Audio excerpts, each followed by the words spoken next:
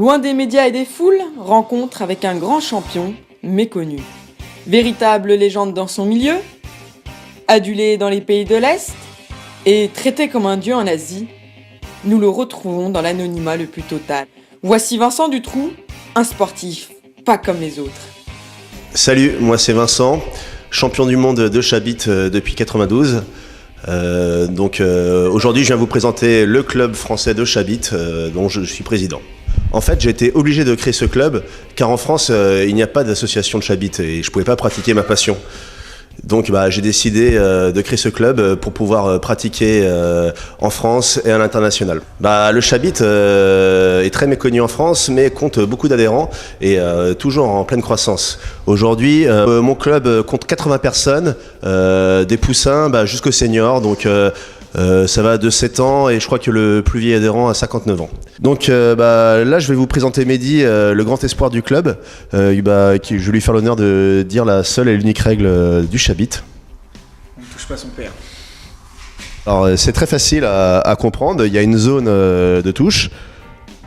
Chabit.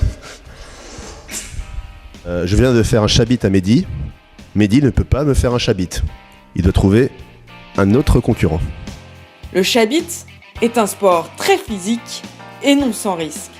Alors oui, vous pouvez le voir, le jeu du Chabit, c'est quand même un sport d'engagement, un sport d'action totale. Et malheureusement, mal placé, la semaine dernière, j'ai pris un Chabit dans l'œil et on en voit encore mes stigmates.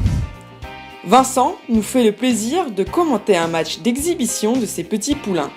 Décryptage avec notre expert. Donc nous assistons à une compétition de Chabit en tag team. Donc les licornes contre les...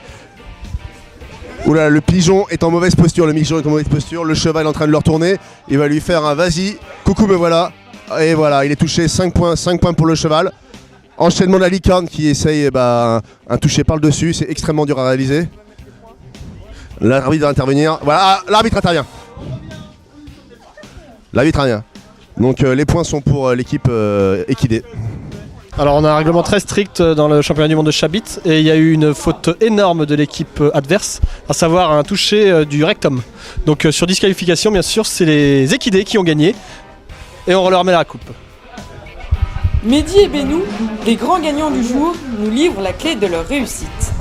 Un travail de longue date.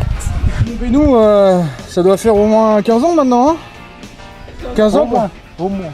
Et puis c'est un entraînement qui est très complet parce que maintenant il connaît mes parties intimes millimètre au millimètre et moi pareil quoi. On est très complémentaires. Toi public, si comme toi devant l'éternel, tu veux entraîner ces bêtes sauvages, je t'invite à venir sur mon site, licorne.com. Je t'attends. Allez les gars, on y retourne. Allez, lève-moi ça. Voilà. Voilà, tout de suite, on y va. Tout de suite. N'oublie pas, public. N'oublie pas. Tout le monde a sa chance. Voilà. C'est bien. Allez, on rentre maintenant. Allez. Donc la prochaine étape en fait c'est un combat au jour le jour. Nous ce qu'on veut c'est que le sport soit reconnu tout d'abord par le ministère du sport pour avoir plus de subventions et puis gagner en notoriété et surtout notre rêve à tous c'est que le sport devienne olympique. Donc j'ai notamment rendez-vous avec le comité olympique pour que à Rio notre sport soit intégré. Donc on crase les doigts, c'est soit ça soit le 110 mètres haies qui passe. Il est déjà l'heure pour les Chabiteurs d'aller à la douche et de passer en mode off.